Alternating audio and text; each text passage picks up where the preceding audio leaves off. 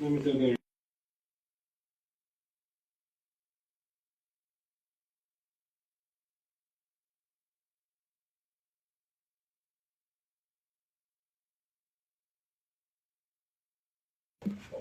All right. We started. We started 3 days ago, and we started with the first content, which was the first Overlooked Agribusiness. Then went to second, and today being the third day, we're looking at a third agribusiness that has been overlooked, but that could generate a lot of revenue for people, right? So, before I go forward, Nigeria will be going to the polls in 2 days' time, and to determine who the next president is. It is expected of me to encourage and appeal to as many people as possible that will be following through with this message or probably listening to it at a later period, to for them to be able to decide. Go out and vote. Don't be intimidated. Don't be distracted. Your vote matters. Your choice are valid. So, and that's what I want to emphasize first and foremost before touching other things. You see, except the country is happy, your business have no future. And your business and the future of your business is in determinants by whoever it is that leads you as a country. So go out and vote as much as possible. Now that I have emphasized on that as a parameter, now let's look straight into what the recap is over the past 3 days. And the very first day, I encourage and admonish us that we should pick up a mindset to buy farmlands. It's an investment system that is guaranteed to give you wealth. Learn to buy land. Land is not in excess or unlimited supply. It's a limited commodity. It is not unlimited. You have to be very, very careful.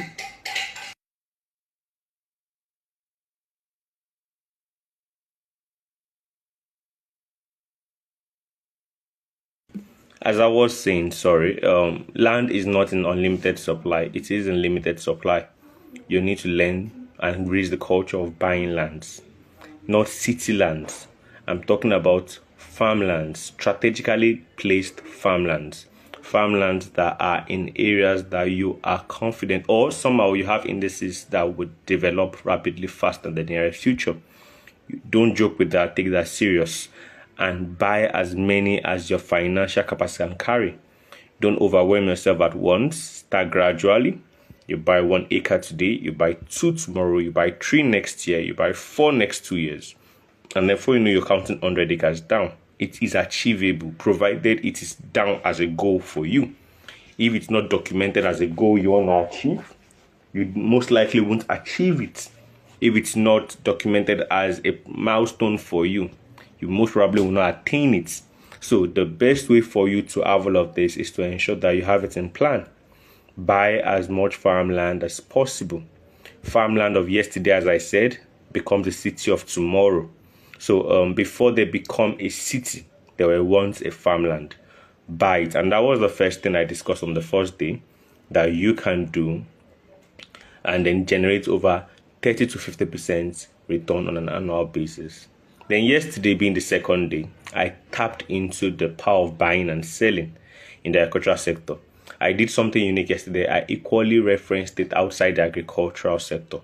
I gave several examples in the agricultural sector of how to go into vegetable, aggregated buying and selling, dedicated retailing. I went into a lot of details on how to achieve all of that agricultural commodities, and I even went outside agriculture to talk about how you can even service the need of those immediately around you in terms of purchasing of singlet for your friends if you're a guy, helping your friends to get their underwears beyond singlet as well, and other things as well. You know they need it, you're close to them, you guys can talk on this level, help them get these things, right? And I also say that if you have people, friends that are already into business or that are doing one or the other, you could leverage their own creative spirit to sell for them, right? You get their products, you negotiate with them. I want to sell this for you. What is my cost, right? What am I going to gain if I bring 10 clients for you? What is my own referral income? You need to be bold enough to have this conversation with your friends, because you're selling for them, you're increasing their revenue. So there should be a catch for you as an individual, right? So that was the thing I anchored on yesterday as the second overlooked agribusiness opportunities that is guaranteed to generate you 30 to 50% return on investments. Now, what I was not able to touch yesterday, which I want to quickly touch today, is the fact that when you buy and sell for your friends, right? Now, how do you get 30 to 50% return from that system? It's simple. Let's say, for example, you use 100,000 naira or dollars. I keep using both of them because, as I said, I have some non-Nigerians on my channel, and they get to come and benefit as well. So let's say you use 100,000 naira or maybe $10,000 to buy and hold that commodity that your friend sells, because you feel like you have network that is definitely going to buy it, and you don't want them to, when they're ready, you don't want to tell them that it's not available. So when you hold that, then after selling it at, let's say, double price, no, not double, maybe at a standard price above the cost price, for depending on how aggressive or how passive you are with your marketing strategy, you may sell that thing within 3 months, 1 month, or 2 months, right? And you can actually get multiple of that. And at the end of the day, something you originally started with 100,000 naira in stocking, and then before you're already doing over 400,000 in a quarter sales. And it all started with the first 100,000 naira that you collected, you sold, you collected another batch, you sold, and you keep doing that until you're able to generate over 200,000 yourself in a whole year. And that's more than even 50% return on investment. Now, that is how you get it. Now, there's another part there. You may not invest in the stocking system because you don't want to get products that, in case you don't move, it stays with you for long. No, you want to hold on to those products that are easy. So what you do in that system is, instead of you spending money on stocking the product, you could literally invest money in pushing your marketing to go far, right? And that is very, very key for you. So outside that, basically, we'll be looking at today the last overlooked agribusiness opportunities that is bound to generate you substantial return on investment as a business, if you want to go for business, or in terms of investing. Right? At the end of the day, there are only two ways that could work. Is either you're creating a business system, passive, that you could do alongside what you currently do, or you want to invest in other ideas that would generate you that same revenue system. So in terms of the third thing that we're looking at today is the power of digital farming. Now, I'm going to break that down for everyone. Digital farming is, of course, a farming where you are doing that in a remote sense, right? And everything that operates that farm has a lot to do with your phone and software management system. So every day you're able to understand what happens on your farm from time to time through the aid of certain software, certain application, and certain updates, right? You see, digital farming is gradually becoming a thing that is consistent in many places.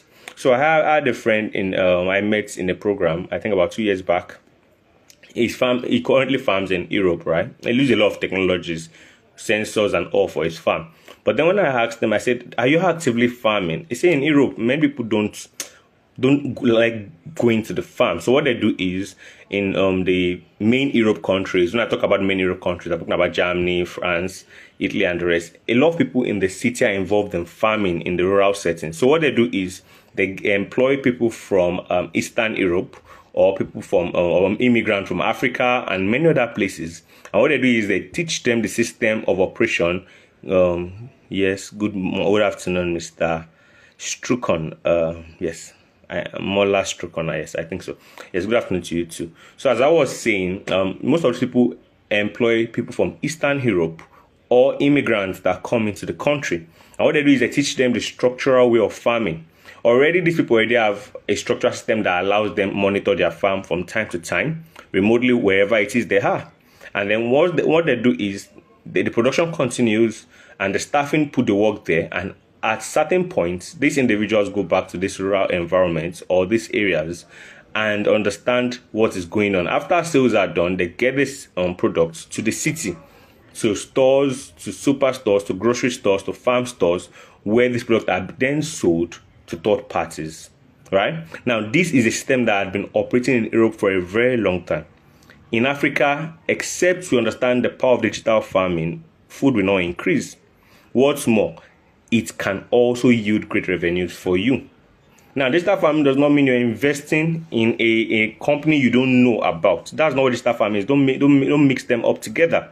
Digital farming means that you're a farmer. It's just that you use a lot of digital tools to aid your farming processes. And many people that consider digital farming are people that are gainfully employed in a system that they don't want to get off just yet. So, for example, you work in the financial sector, and every day you're expected to report to work in the morning and leave in the afternoon, right? That is a lot of activity that you can't joke with. And because right now your digital farm project is not yet so heavy that it can take care of all your needs, you have to keep the financial job going on so you can be able to manage your expenses. Why you have digital farming is to expand your revenue, not to make it even more tedious. So what happens in that case is you take probably leave during a period, you go and site a place, you get a farm, I don't know, you get a farm, it could be a land, you could lease the land, you could buy the land, you set up operational system, structural system with employee, you give them access to use of software, you get maybe a literate worker and some illiterate workers. Literate workers, you give the illiterate workers certain steps that worker is going to take and use to report day-to-day operations to you, right? And then you have to carve a system in which you're able to go to this farm sites and see what happens from time to time so you don't get fed several lies. And now, you could easily be fed lies, right? If you don't have a curbing culture, a culture that curbs lie, right? So in digital farming projects, you want to have a system that cuts out lies. When you leave people unaccounted for, uncheckmated, they grow an attitude of lying, right? But when from time to time you go to your farm site and check what goes on there, maybe once in a month, once in 2 months, you don't even have to make it easy for them to predict when you're coming, but you come around as often as possible, you check what's going on. If there are challenges, you ask dedicatedly, why is challenge there?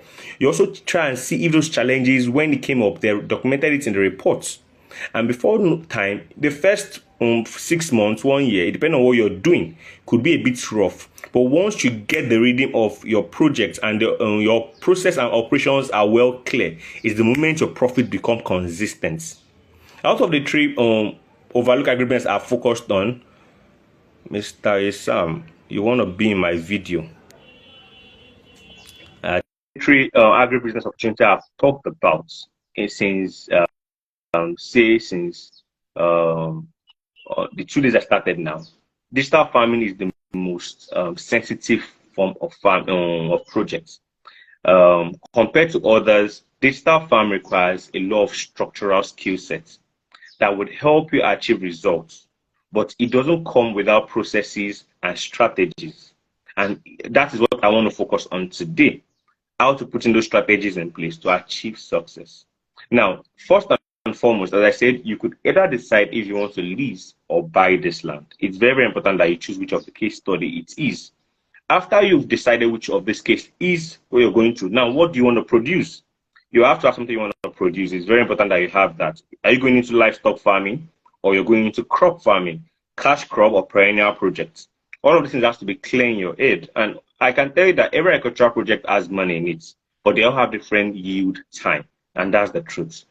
You see, project A may start yielding in year 1, while project B may take 3 years for it to start yielding. Let me give you an example. If you go into fish farming right now, within 6 to 7 months, your fish farm starts yielding harvests. And that's the truth, right? If you're going for table size, 6, 7 months, your table size are ready, and then you can start harvesting and selling to people. Now, if you're going into poultry, broiler production, within 4 months, 2 to 4 months, you are already selling your broilers, depending on the size you're targeting. In some cases, even as early as 6 weeks, you're selling your broilers. Now, that is poultry. Now, if you're going into pig, right, within 6 to 9 months, you're already selling your pig, depending on the stage at which you start raising them. But if you're going for perennial project like cocoa, right, Now, it has a gestation period that you have to allow it to grow and be consistent. After which it starts fruiting for you. And even when it starts fruiting, it doesn't start coming out commercially until certain years. So I'll give you a good example. Cocoa, you need to give it about 3-year gestation period. That's if you're working with the hybrid versions. If you're working with the local versions, you may have to give it 5 years gestation. In these 3 to 5 years, they don't grow anything. There's no fruits. The tree is just growing. And you need to tend and give it maximum care during this period, irrespective of whether it is giving you fruit or not. After the first 3 to 5 years, depending on the variety you plant, it start bringing out fruits, but that fruits are not much. They are still in the early phase. The branches are limited. They are not so much, right? And this will determine the number of fruits you can see in the first year. But by the 5th year or 6th year for the hybrid seed, or by the 7th year or 8th year for the non-hybrid seed, the harvest become consistent, and an acre start giving you close to a ton, and that's almost close to over $1 million per year. And all you just have to do is tend the trees and keep it alive. Now, that is 2 forms of agricultural investment that requires different set time to yield revenue for you. So after getting the land, you need to understand what particular products you want to do in agriculture. And those particular products would work with your own timing as an individual. You don't have patience for something that's taking long, then don't try what is long, else you'll be frustrated. You don't have patience for something, you want something that's going to last you for 30, 20, 30, 40 years with minimal stress, go for cash crop. These are things that you want to check with your current situation and ensure that it aligns with your goal. And as I'm saying this, I'm saying that this works across many countries, not just Nigeria, right? You could be in Nigeria, this works for you. If you're outside Nigeria, many countries in the world have 1 or 2 cash crops that they are great in, right? So New Zealand, they are mighty in kiwi fruits. East Africa, avocado. North America, good in almonds. Many European countries are great in apples. Likewise, America as well. Caribbeans, Central America, Caribbeans are good with bananas and breadfruits. So there are so much things that work. Philippines and Indonesia's coconuts, Malaysia, oil palm. So almost every country in the world has that cash crop they get into. So you can decide which one is sufficient for you to go into. And every country in the world has their own poultry system set up. So it's for you, right? It is very important that you have a place you work within. So as I stated, you have your land, whether leased or purchased, and then you decide what you want to go into. Now, what you want to go into will now determine the structure you put in place. Reporting system, you need to have a strong reporting system because the digital farm, right? You're running a digital farming system, a technologically inclined farming system. So you need to have good record system. You could use simple things like spreadsheets, and then you have a reporting system. You could also use something as simple as Google Doc. It's easy. Any laptop or phone can access it. Give them a template that allows your staff to report to you on a weekly basis what happens on the farm. If your farmers are dedicated, they can give a daily report. When you go to your work in the morning in the city and you come back in the afternoon or in the evening, before going to bed, take 20, 30 minutes to review what reports had come from the farm, right? If there are challenges, in the next day, you call your staff and tell them 1 or 2 things to do. If it's beyond what you could handle, you call in an expert to look into that thing as soon as possible. Now, the idea is simple. It's not so you can quit the job you're doing at the moment, but add more to what you're doing at the moment. And that can expand your revenue. You see, in Nigeria today, there's so much inflation, and inflation is eroding a lot of people's profits. And except you have multiple sources of income, you will be limited in your lifestyle, in your choices of feeding, and your choice of clothes you wear, even the way you are, to what level you're comfortable, right? And this is not only to Nigeria. I mean, Africa countries going through severe inflation right now. I don't think Nigeria is even the highest in Africa right now, but many countries in Africa are going through the same thing. So you're seeing this video, whether you're in Nigeria or otherwise, you need to have a structural plan to ensure that you don't live a very tight life financially. And that is why this series have been there. The first day, as I said, I mentioned how you need to buy lands a lot and hold them for a while and sell them to earn revenue. Then second, I talked about the power of buying and selling as a structural business to do, even though you're employed somewhere else. And today I'm talking about a digital farming system that you could employ to have great revenue. So that is what I'm trying to tell you. You've gotten the land, either leased or purchased. Then you've decided what products you want to go into. 3, you've set up structural system for reporting. between you and your farm workers or your farm hands. And I've said that this method is not synonymous to Africa alone. It's something I noticed or I asked from a friend in Europe, and he told me that something that works in Europe, particularly the big four European countries, France, Germany, UK, and Italy. It's something that works there. It's a system that they use as well, right? So it can work in Africa as well. Now that you've put on the structural system, then operation begins, right? Now, don't go too high in the beginning. Don't go investing way too much money that you're not willing to lose. You see, every business is a risk.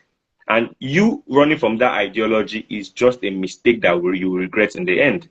Every business has a risk factor, and the greater the business success possibilities, the more the risk factor. And particularly in the agriculture sector, that is even much more true than even many other sectors. So you need to make sure that you start with something that, if for example, your goal is to have 20,000 poultry production farm, don't start with 20,000. Start with 1,000. Watch that 1,000 teach you how to interact with the sector. Then increase it to 2,000. Then after 2,000 is confident for you, take it to 5,000. Then from 5, you cannot take it to 10, then to 20. And that is how you grow your capacity in any agricultural project you're doing. For whatsoever, whether you're buying the land I said on day 1, or you're going to buy and sell on day 2, or you're doing digital farming that I'm talking about in day 3, start moderately, start modestly. Don't go into it all at once.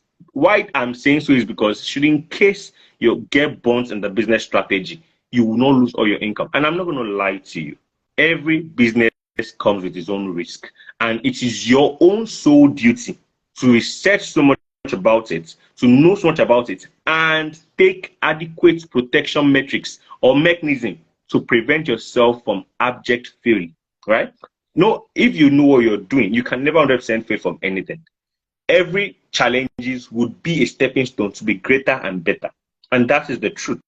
You see, you need to expand. I was looking at videos today that said that Rihanna as a business mogul right now, placed herself in several parts of luck, right? And what that speaker was trying to emphasize is she has been selling way too many things since 2011. Perfume, different products. She has sold so much, and she has become the face of so much products. And those things were instrumental in her knowing so much about what she now currently doing, Fenty, that now made her the billionaire that she is today, not the music that she has been singing for decades. No, it is the business that made her a billionaire. For you, every challenge you experience in any of the businesses I've given to you as a strategy, it is for your learning. And that's why I say don't go all out in the beginning, particularly if you're not even used to the sector. Start gradual, start consistent. If your target is 10,000 capacity, either in crop or in animal, start with 1,000 or start with 500. If that is the case, start with 200 if that's where your capacity is, and grow from there to the next level. It's going to take time, it's going to be annoying, but you get your results. Remember, the goal is to have 30 to 50% return coming in annually. And in the first day, if you can go and look at the first day, I explained in the first day that 30 to 50% return as a business does not mean that it is super rich yet. It means that that business has a high growth potential. That's what 30 to 50% means. And I explained in the first day, it means that business has, or that investment opportunity has a high growth potential. 30% of 1 million naira worth of investment is 300,000 naira, right? In dollars, $300,000, right? That is the case. Now, what that money means is it's not enough for you to start that business again. However, if you keep making that form of revenue for 3 to 4 years straight, you break even and even start making net revenue, right? Now, you've made the same money you've invested in that business back, and you can now even replicate another model of that while you're still making money from the old one you set up. And that's if you're going to business. However, if you're investing in a friend, which I have emphasized, if you have friends that are already building sustainable system and you don't have the time adequately, partner with your friend. Don't take all the glory. You see, one thing I noticed in Nigeria very early, I think as far back as 2020, is that a lot of people want to be their own entrepreneur. Why waste so much energy? Leverage other entrepreneurs that you have in your network. Leverage them and build wealth through them. Let them use their sweat to build you your money, right? And please, the fact that you've chosen to invest in your friend does not mean that the risk factor is still not there. That's why it's your own duty to ask all the questions you can ask, all the concerns you can raise them. Whatever it is you need to do it. Question them, interview them, do inspection, do whatever you need to do. Because the fact that that person is your friend does not mean that they're automatically the best person in the world. Some of you are friends to the worst people that there is in this world. But you wouldn't know, because when you're together as friends, both of you are always chilling. And they always tell you things you want to hear. Or they're always pretending that they are there for you. But in reality, they are just the worst friend ever. It's just that you've not seen them in that light. So don't just take the fact that, oh, he's my friend, I want to pour my money in. Do due diligence. There's something called investment due diligence. It's common in the business world, particularly when an investor is coming into a new business. They want to do their due diligence. They don't. They like your word. As a matter of fact, your sweet talk, your sweet word is what brought their attention to you. However, it's going to be beyond that for them to invest into you. So do your own due diligence, irrespective of whether that person is your friend or not. So I have told you about buying or leasing the land, choosing the commodity to go into, and then setting it up, so setting up structural system and processes for your team, right? And I tell you to start small. That's the fourth step. Now I've given you 4 steps you can take. It's clear, and I've buttressed the point for you. After I start small, then of course your markets that you've gotten through the research, which I should have mentioned research. Research comes from anything at all, right? Even for the first step of buying the land, you should have done research. I think I forgot to put that. Research is the first thing you do. Now, if you're listening to this video and you've not started any business at all, research is what you are doing at the moment. You're learning, you're getting informed, you're getting adequate information. This is all part of research. After you're done with this, you go to a Google page and then you start browsing more about certain things. You're still researching. You're gathering data, you're gathering information, you're making it easy for you to understand where you're going. All those are part of research. Which market is a part of research? You see, your market survey, market analysis is all part of your research, right? And now, after you've set it up at a moderate level, that marketing research you've done before you even started the whole process, right? Now you start reaching out to people that can buy. Okay, good afternoon. My name is Adeni. I came across your interest in the cashew value chain, and I'm looking at the possibility where you get to help us or you take our products. And of course, if they reach out to you back, they ask you that, what kind of product are you planting, or what breed of cashew do you plant, or what are the species? Oh yes, we do Brazilian, short Brazilian species, and that is what we currently plant. Or you do hybrid species, that's what we currently plant. Or what kind of hybrid is the one that you get from the Agricultural Institute? Those ones that always have big nuts and stuff. Oh yeah, that's what we do. It doesn't produce a lot of seed. Yes. What is the KOR? Oh, we've not done analysis yet, but we from the environment, similar KOR from the environment shows 40%. Now, this is engagement with the markets, right? Knowing where your product just started, you've never gotten anyone on your products, right? But it's important that you start that communication. By the time you're talking to 3, 4 people, 5 people, you're bound to one person that is interested and is ready to do business with you, right? After you're done, if possible, I'll have them sign a marketing contract with you. It's very, very important. Have them sign a marketing contract with you, that they are willing to buy your products and that product will move straight to them. And that is what we call a closed marketing system. There are 2 market systems in the agricultural sector. There's the closed and there's the open markets. In case you're in Nigeria, or if you're in Lagos, Oyibo market, Mount 12 markets, Arena in Oshodi, they are all open markets, right? They are open market system, and it's a very risky system that if you go into, you need to be smart enough to earn great revenue. Closed market system, and you selling directly to Julius Berger, you selling directly to Deloitte, you selling directly to Daigeo, you selling directly to all these are closed market system, right? It means from your farm straight to these warehouses, and that is the truth, right? So you need to have all of these strategies in place, right? After you start producing, just shortly after, I don't not wait till the stuff is almost ready for harvest before you start doing what I'm saying. You've planted that product or you started that livestock operation, quickly start up on the marketing, right? Once you're done with the marketing and you have a favorable price, now manage the macroeconomics indices that determine how farms succeed, right? And these things could go from as simple as the cost of production even to up to the cost of logistics and easy access to these places, right? Even environmental factors can come into play. Now you start having to look into them closely, following them as a clear indices. After you're done, then you get reports from your farm. Keep the reports tight. Keep the feedback mechanism tight, so you don't have shock coming up. It won't look good on you after you've partnered with a marketing agency or system, or you've gotten a purchasing order from a closed market system or a company, and then when the product, they're not expecting you to come and give them in 5 months time, then start giving them stories that the farm is destroyed or something. Next time you come and meet them, they won't take you serious. So you now need to make sure that your job is stellar.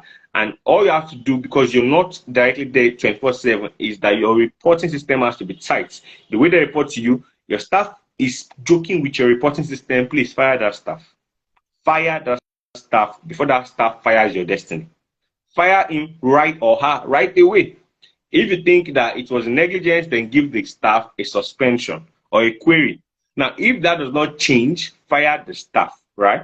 I'm also learning to be good at firing, but that doesn't change the fact that you still have to learn how to fire, right? It's not just enough to know how to bring people into your business. You have to know when to push them out. And I'm not saying you should do it without emotions. Please be human when you do that, right? Because some people would not learn until they've lost an opportunity. So you can help them understand how not to lose opportunities. You may just be the reason why they become better in life.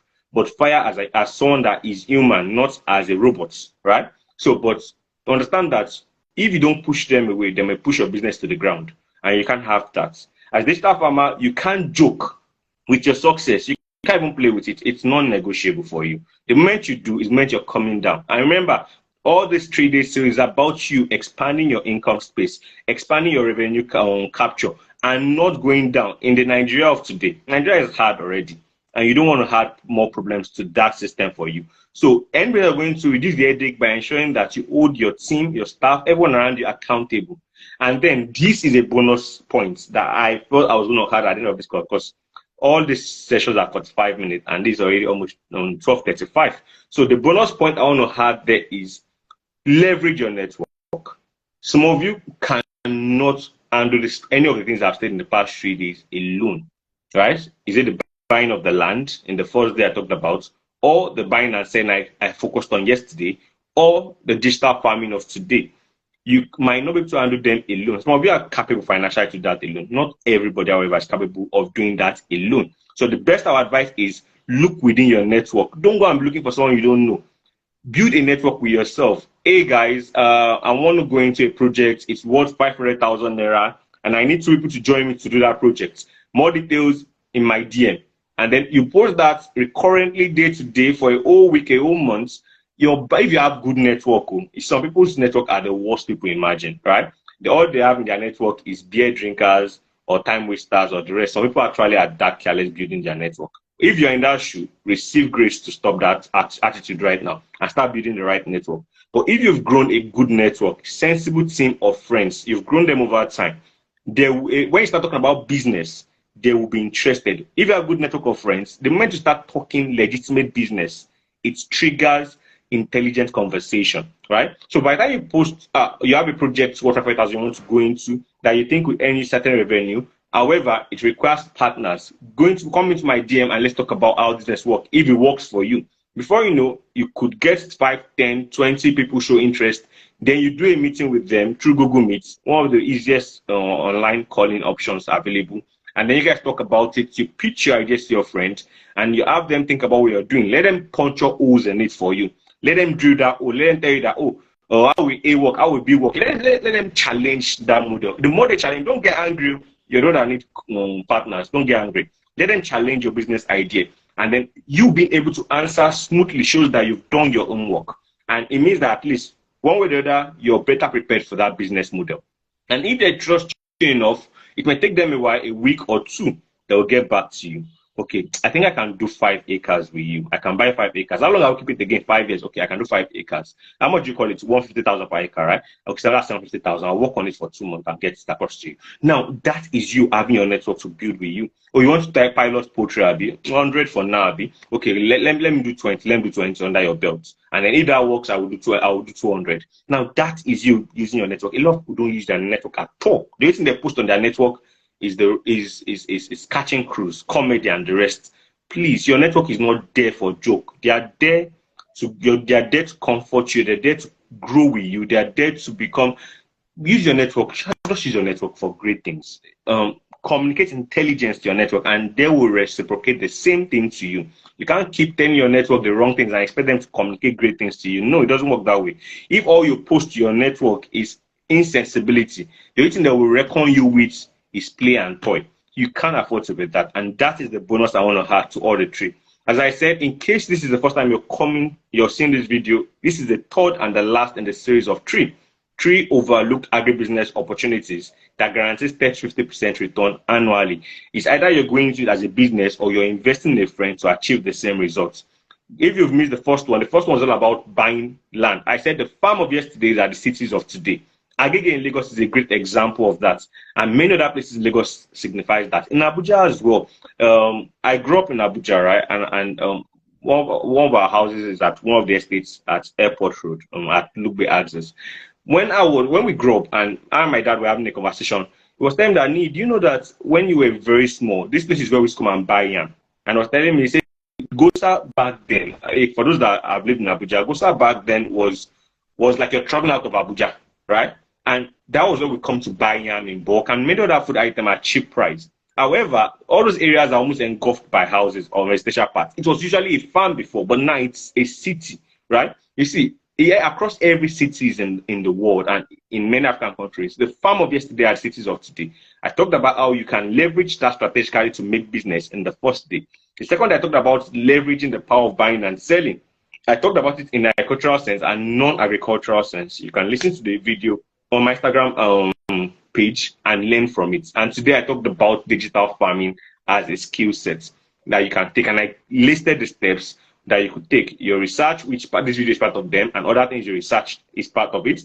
I talked about buying or leasing your land. I talked about identifying the product you want to go into, setting up the present strategy for your digital farm system, starting small, not too big, getting markets ready and potential order in available, and then keeping your records clean and being attentive. Fire when you need to fire and keep when you need to keep. And then they achieve your promise to your marketing partners, and then repeat it, expand it, make it bigger, call your friends, expand the project, and become better.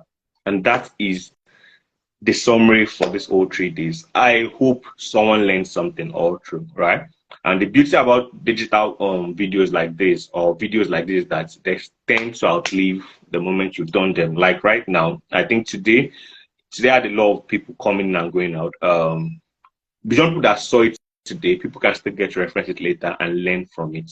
And these things are timeless, right? It's just that probably some information may be needed to update them in the future, but they're timeless. You have someone you want to share this with, you can always come to my Instagram and click the reshare link and share with them for them to listen. Some of the time, some of your friends would never listen if you want to tell them these things. But if they hear it from a third party that has track record, I've been in that sector for 8 years already, and I have track record all over the internet that can prove my own stand in the sector. They could listen and probably learn better that way. So outside that, if you have a question, use the call message or the comment section to ask your questions, and I'll be more than happy to take them. If you don't want something a bit more public, you could use my DM to message me, and I'll be more than happy to attend to all of them. Outside that, I think that's basically everything. Thank you, Mr. Strukon. I think I've noticed you were consistent all through the 3 days. I hope you learned something that was helpful or that will be helpful to you going forward. And for everyone else that I could tell that they have been consistent for the 3 days, thank you to you guys. I indeed hope that the knowledge you've gotten would help you become better. Till another time, of course, I do a lot of videos from time to time, but this is my first time coming to Instagram Live. I usually use Google Meet to do that. So for Instagram Live going forward, if I, of course, keep doing that going forward, I believe it will be a lot of great content for everyone to learn from.